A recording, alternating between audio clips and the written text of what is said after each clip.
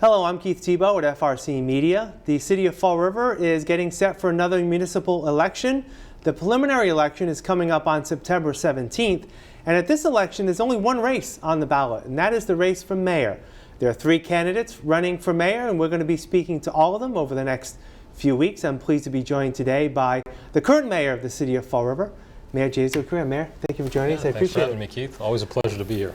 Let's get right to the issues and the topics in this election. But let me first ask you, you've obviously been about talking to residents, going to events, going door to door.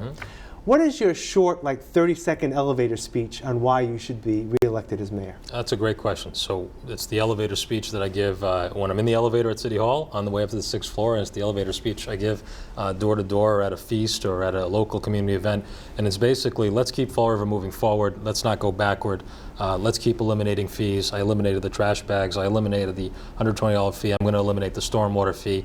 And at the same time, it really comes down to a slogan, less fees, more services.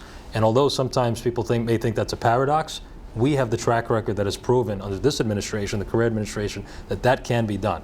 And that has been done. So while we've eliminated a significant amount of revenue, returning that money back to the taxpayers because it's their money to begin with, we've also increased services, increased police department staff, increased fire department staff, increased all kinds of different things throughout our community, which are what people want. So that's kind of like what I talk about when I talk to different residents in the city. I want to go back briefly to the recall election back in March. At that election, the voters did recall you, but you were reelected as part of the process that went in.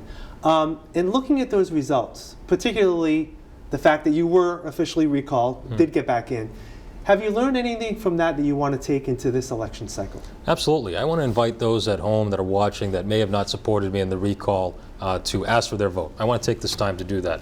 I want you to really look at our history together, the mayor, me being the mayor over the last several years, 3.5 years now, almost 4, and really grade our performance on what has gotten done in our city, whether it's New Boston Road and what's going on there, whether it's in the Flint, whether it's South Coast Marketplace, whether it's the waterfront, the rail, all these things that are getting done in the city of Fall River for the first time in a long time, the parks, sidewalks throughout our community, the elimination of fees that are impacting you, increasing businesses that are coming to our city, and really taking Fall River to the next level. That's what I'm going to ask all the people that may have not supported me in the recall to consider when they go to the ballot box, and I think that's a fair consideration.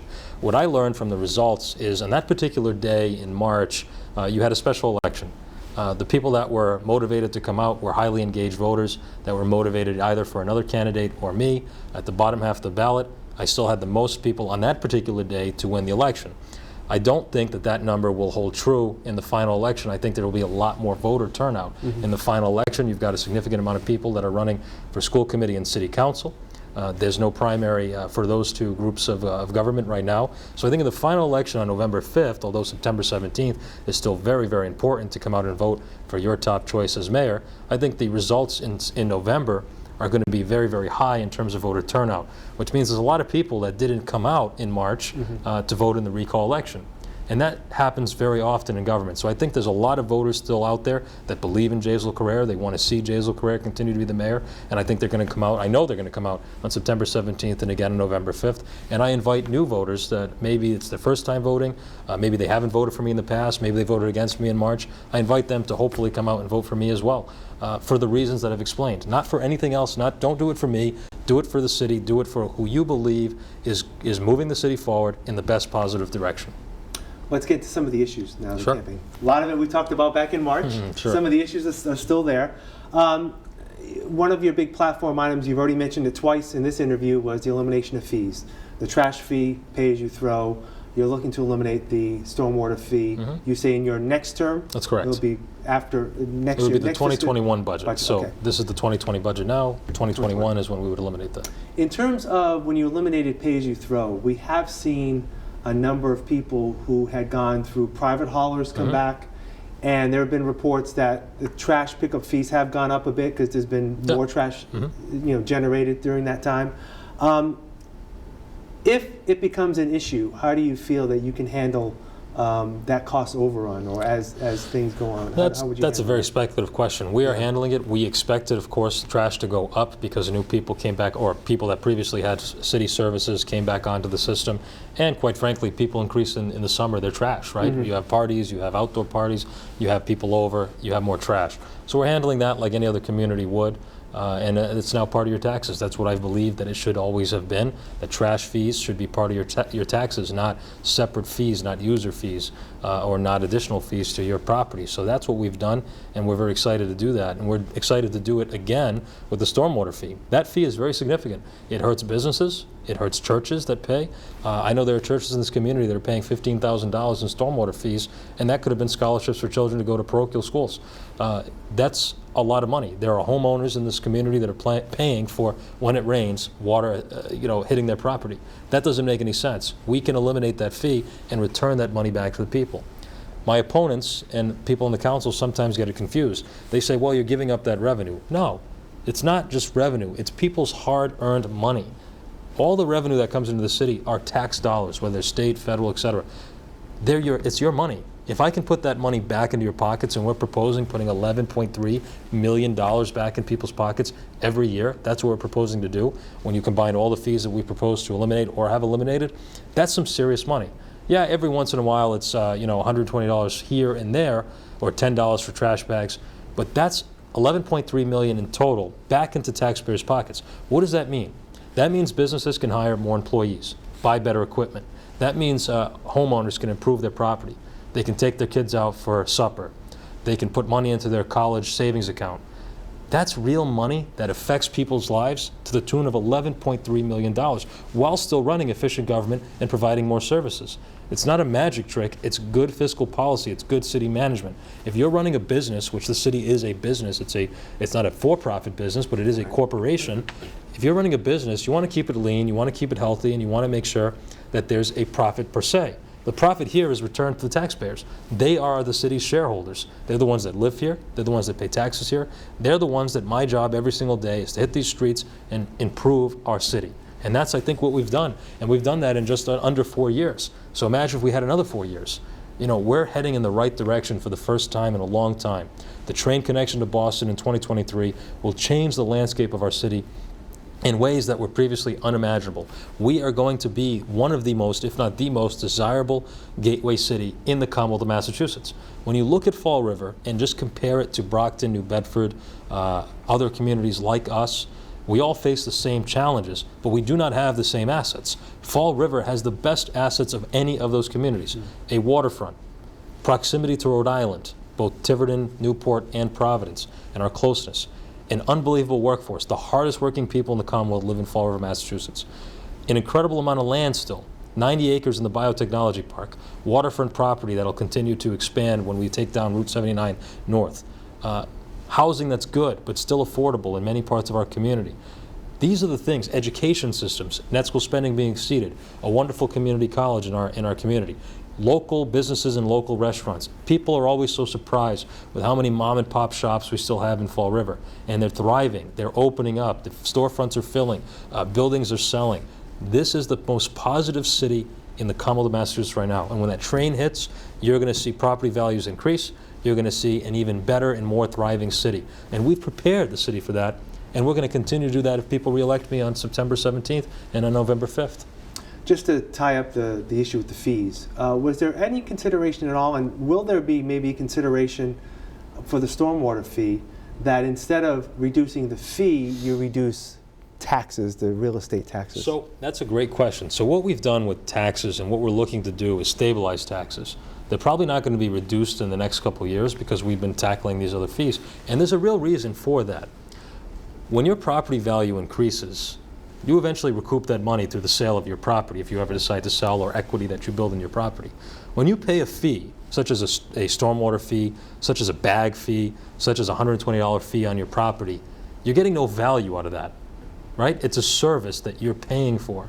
So what we've chosen to do under this administration, I think the public, the general public, has enjoyed this, is get rid of those extra nickel and dime fees and let's focus on property taxes, and let's make the city a better place through those property taxes. Because I don't think people mind paying property taxes when they know they're getting something out of them, when they know they're getting value, when they know that our fire department is improving, which means their premiums go down on their insurance. That's a positive result from how we've used tax dollars. But do I want to continue to increase taxes? No, nobody wants to do that. I want to stabilize taxes and get us to a point where we have so much additional revenue from other sources of income, such as marijuana sales, billboard sale, as well as solar energy and other projects that we've been working on, our transfer station, that those revenues total $3, $4, $5 million annually to replace the increase in property taxes year after year. That's what we're working toward, but that takes time, because unlike those fees, property taxes have a compounding effect on city revenues. So we've got to look at the entire scope of our strategy, which Mary Zahadi, myself, Kathy Ann, we do that all the time. And we look at our 5-year outlook and we say, okay, once we get rid of the stormwater fee, we've essentially gotten rid of 3 fees in the last 10 years that have been created, right? Stormwater fee was created in 2008. The Purple Bag program was created in 2013. And the $120 trash fee, I believe, was created in 2015. So in the last 10 years, we've eliminated, we've had 3 fees created, and this administration eliminated all of those fees in less than 4 years. That's kind of the goal. Once we achieve that goal, then we look to, okay, how are we going to stabilize our taxes? How are we going to ensure that taxes do not continue to increase? Because I hear it. I hear people on the street, they tell me, my property taxes are going up, they're going up. We want to support those people and make sure that taxes are stabilized and don't increase. You mentioned the revenue from marijuana dispensaries. You have issued 14 letters of non-opposition. City Council is trying to limit the number of dispensaries in the city. One, should there be a limit? I know that may not be necessarily for the city to decide. It may be more of a state issue. But in your mind, should there be a limit? I don't know if there should be a limit. If the state decided that they wanted to do it by population or some formula, then that would be a good policy to implement. There is no policy on that right now. There is a policy like that for liquor sales, for example. However, if you think about it, there are actually over 100 places, locations in Fall River that you can buy tobacco products, cigarettes, over 100. And the council, without any data, without any information, without any knowledge, is saying that it should be a number, whatever number that is, 11, they say. That is not factual. There's no proof of that. And I, as the mayor, will not limit the city from achieving new revenue sources. So out of the 14 letters that have been written, not all of those will be physical dispensaries where you can walk in and buy marijuana products. Some of them are just grow facilities. Some are making oil for chocolates and infusion into food. So there's not all of 14 are actual physical stores. Out of the ones that may become stores, you have to think, 3.5 years, 14 letters, but yet we still only have 1 that's open, right? It's causing traffic. They're making a ton of money. The city is getting a tremendous benefit. We're getting about $100,000 every month, which is $1.2 million a year, just from the city side, and then an additional $1.2 back from the state. So over $2 million just from one location. That's pretty significant. That's a lot of money that we can use to not increase taxes. So do I think the limit should be 14 or 10 or 2 or 3? No, I don't know the answer to what the limit is, because even the state doesn't know the answer to that question. So I think that'll all flush itself out, but I also am not in the business of stifling competition, because the more that there are, the more competitive the prices will be. The more people will come to get marijuana in Fall River. People were still going to buy this product, whether it was in New Bedford, Fall River, or Somerset, or Seekonk. The question was, which cities and towns would receive the revenue from that? We didn't want to be left out. So we got right in the front of the line and made sure that we had this product available to consumers throughout the entire region, and Rhode Island, which it's still not recreationally legal. So a lot of Rhode Islanders are coming into Fall River to purchase this product, which is a benefit to our taxpayers. I want to talk a little about your economic development record. Obviously, in the city of Fall River, in terms of jobs, the city still is on the high end of unemployment in the Commonwealth. It's been that way for quite some time right now. You have made some headway in terms of bringing some businesses into the city. What is your outlook on how you can improve that if elected for another 2 years? It's an excellent question. It is a top priority of this administration, but it took a long time to flush out the old way of doing economic development to make way for the new way of doing economic development. And it took approximately 2.5 years to get that done. And now we have a person that's so capable, Maria Marasco. She came from the state, so she was up there with the lieutenant governor and the governor all the time. She's come here to really help us map out economic development for the future, and she hit the ground running as the director of the Redevelopment Authority, which has been strengthened under this administration. So a couple major things. Number one, even though our unemployment still is one of the higher ones in the state, it's at the lowest level it's been in over 20 years right now, which is pretty impressive. Now that's also a national trend. Unemployment is low throughout the entire country, which is good for the city of Fall River. We are right now in the midst of attracting an industry to Fall River that I think is going to be the future of our city, or at least for a very significant amount of time, and that is the wind energy sector.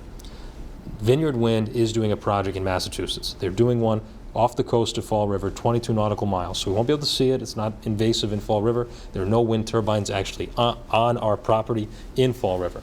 However, this wind turbine project is so enormous. It's a multi-billion-dollar, if not hundreds of millions, definitely over $1 billion in money that's being spent on this project. That means underwater welders that are making $100,000 plus a year.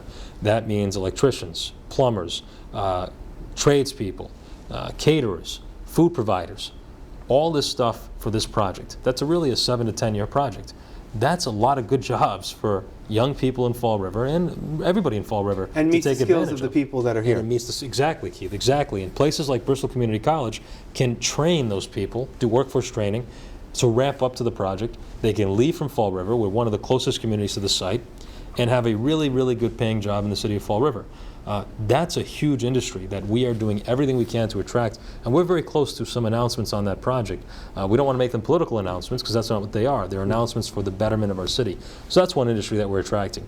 The mom and pop shops, as I mentioned all the time, are all over the city. Streetscapes, which has been an incredible success, although it has some bumps, every construction project does, has been an incredible success to modernize and beautify some of our more difficult neighborhoods in the past. When we did streetscapes, we chose a list of streets that are in community development agency zones, right? Our lowest income zones, because we could stack additional funding on top of streetscape funding. So East Main Street and Purchase Street and Bank Street are done. We're looking to do Bedford Street, Columbia Square, etc. And if you look at what happened, I mean, this is the before picture of streetscapes, right? And then on East Main Street, in the same location, that's a huge difference. That's a pretty big difference. Other way. There we go. There we go, sort of. There you go. There we go. That's a pretty big difference. That's a pretty big difference of before and after. So streetscapes has certainly improved our community and our neighborhoods. They're attracting new businesses. Storefronts are filling up. Businesses and buildings are selling. And it's really a great time to invest in the city of Fall River. Are there cost overruns that have taken place, and are they of concern? No, they're not of concern. So every single project that the city does, at the end of the project, there's reconciliation that's done. The contractor may say, well, I'm owed this. We say, no, you made a mistake here. And then we reconcile the numbers and we come up with a new number. Generally speaking, it's $10,000, $15,000, $20,000, and that's probably what will happen here. So I think that was blown out of proportion. Regardless, between all the streets and sidewalks we've done throughout our community and continue to do, the city is looking good, it's feeling good. The street sweeper program, I see on Facebook, I see people tell me on the streets, they say, I've never seen a street sweeper in my neighborhood. And we're street sweeping the entire city. 90% of the city will be street swept by our new street sweeping program. That's exciting news. When you look at our parks, almost every park has seen some kind of improvement. Sidewalks in parks that had never been touched before for the last 60 years in some cases. These are the things that we're working on every single day, and it's really exciting stuff. New housing options. So instead of just 3 tenement houses and single-family homes, now you have mills that have been redeveloped, 55-plus housing. These are all the great things that this administration has done, and I want to continue doing. One of the things you've also done is you've spent a considerable amount of financial resources to improve equipment in our police and fire department. Absolutely. And also personnel. Do you expect that to continue, and how will that work? It'll continue in certain areas. So when you look at the fire department, they're pretty much all set in terms of equipment for the next 15 years. Now we have to manage that. We have to do preventative maintenance to extend the life of those trucks, but we also have to plan for the next generation. Certainly, long after I'll probably be the mayor, 20 years from now or so. Although it's possible I could still be the mayor. Who knows? At that time, who knows? If we keep going and the voters want to keep sending me back, then I'll keep serving. But in this case, every fire truck is brand new. So all of our fire trucks are brand new. Prior to this administration, fire trucks were breaking down on the way to fires. That's not good. Brand new breathing apparatus, washers and dryers for their equipment. Why is that important? Because we don't want in 10, 15, 20 years later, these firefighters to tell their families, I got cancer because of my job. That was a big deal for me. You have firefighters in this community that we know that cancers and carcinogens and plastics in homes, cancers are linked to being a firefighter. So protecting those individuals was such a top priority for me. In our police department, SUVs to keep our police officers safe. I go to other communities, they don't even have SUVs in their police departments. Our police officers have SUVs, new tasers, new equipment, more manpower, and actually I don't want to even call it manpower, it's people power. Because on the fire department, we have our first female firefighter ever. On the police department, we've had some female police officers, and we hope that continues on both the departments. So the manpower and people power, as we can call it now, is up in both departments. Our school department has seen an incredible amount of funding. Some of that is because of the state, some of it is because of our priorities here. 65 new teacher positions. That's incredible. Not all of them are teacher positions, but 65 new total positions. Our schools are getting improved. Watson, Tansy, schools that hadn't been touched in years are getting improvements. Building a new Durfee High School. All this while eliminating fees. I mean, some people have said, how is he getting this done? And I got to give credit where credit is due. I do have the vision. I lead our team every day. We've set very aggressive goals to meet for the taxpayers and citizens of our city, but it's really the team. It's every person at Government Center. It's Mary Sahadi and Kathy Ann and Judge Macy and all of our department heads that together have created a very professional environment to run this corporation that we call Fall River, Massachusetts. That is really how it gets done. Now, you mentioned briefly education.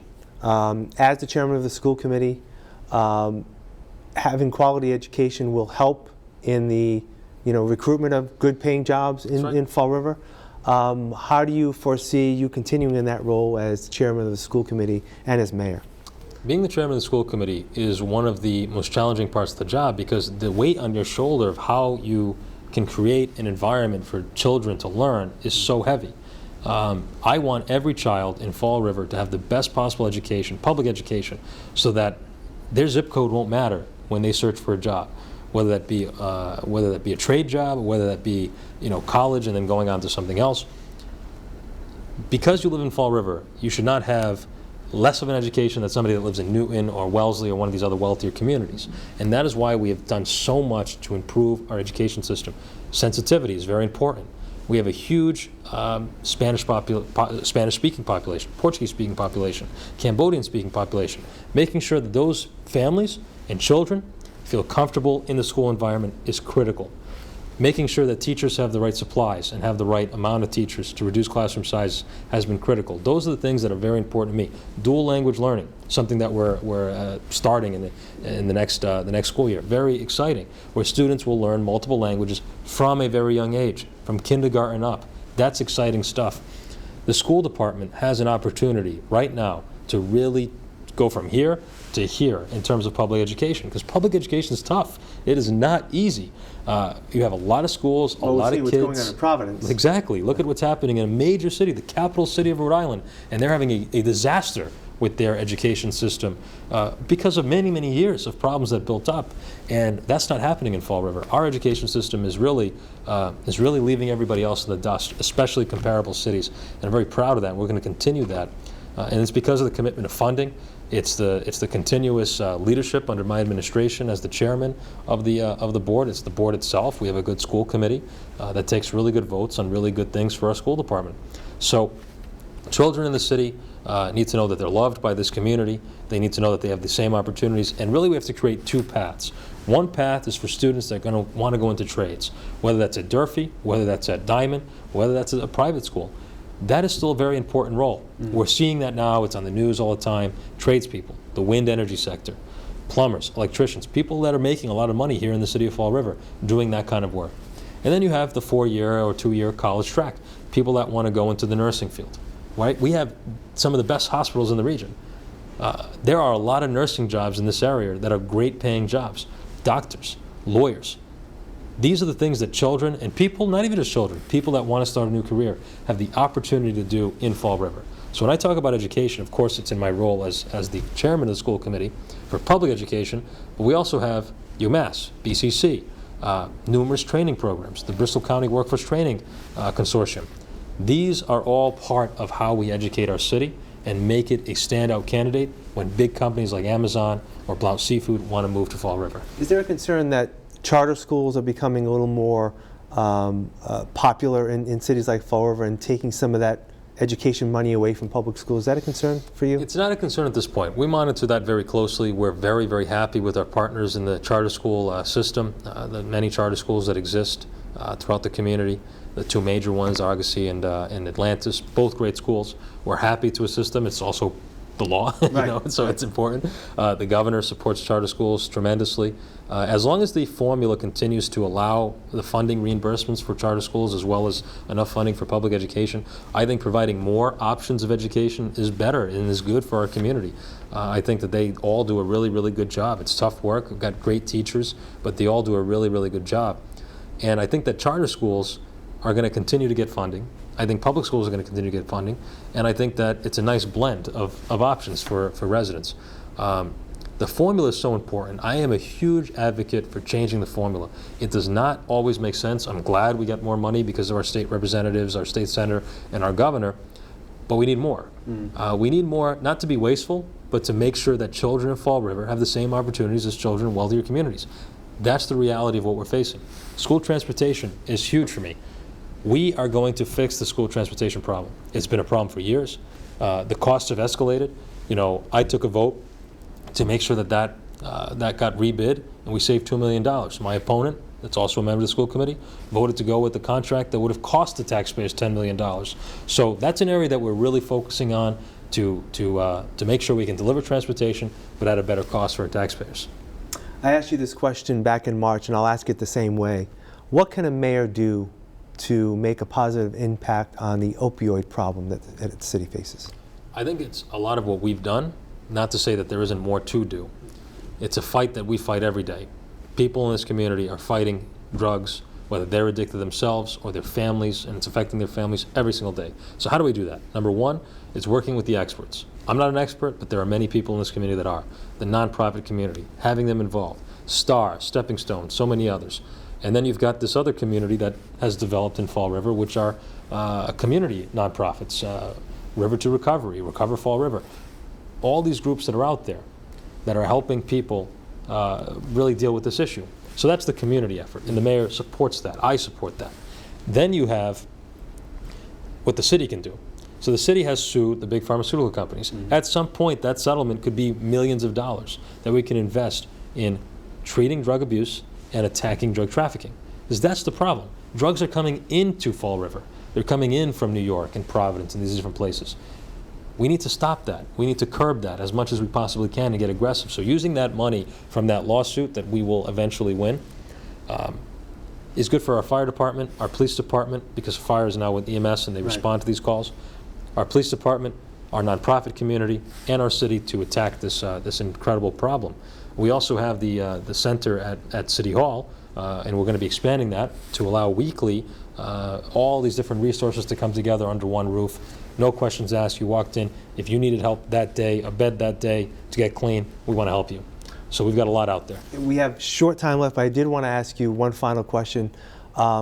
There's been, obviously, it's been seen during city council meetings, relationship between the mayor and the city council. Not the best. I think both sides can say that. How do you hope to improve upon that in your next term? Well, I'll be very frank with the answer. You know, the city council, not all of them, but many of the city councilors seem to not be able to get past their own personal feelings about me.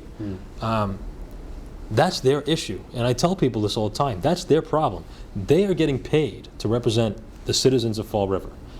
They should be doing their best to make the city a better place. So when you have city councilors voting against the interests of the people, taking votes to limit marijuana when they are attracting marijuana companies to their own community of Seekonk. When you have city councilors saying there's no way that the stormwater fee will ever get eliminated because it won't even make it out of committee, then we want to have a discussion. When they don't want the mayor to attend the meeting and answer questions directly to the public like we're doing here today, that's a council that, as a whole, not individually, but as a whole, does not have the best interests of the citizens of Fall River. And that is their problem.